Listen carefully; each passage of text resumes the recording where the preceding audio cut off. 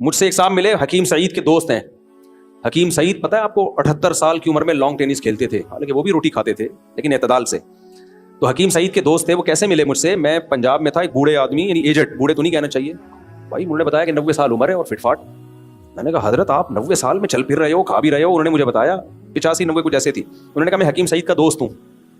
تو حکیم سعید صاحب نے کہتے ہیں مجھے کچھ ٹوٹکے بتا دیے تھے صحت مند رہنے کے, تو بس وہ ٹوٹکوں پر عمل کر رہا ہوں میں.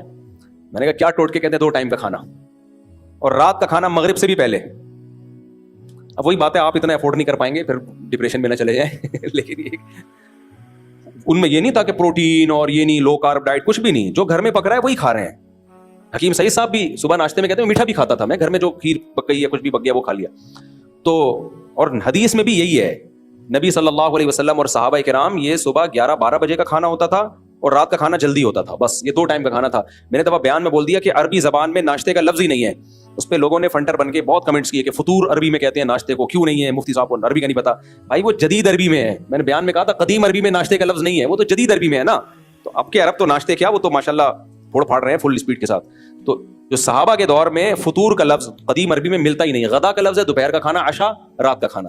2 ٹائم کا کھانا کھاتے تھے اور کھجوریں کھاتے تھے. کھجور تو فل کارب ہی کارب ہے, کھجور کھاتے تھے, اس سے تسلی ہو جاتی تھی ان کو, پھر نہیں کھایا.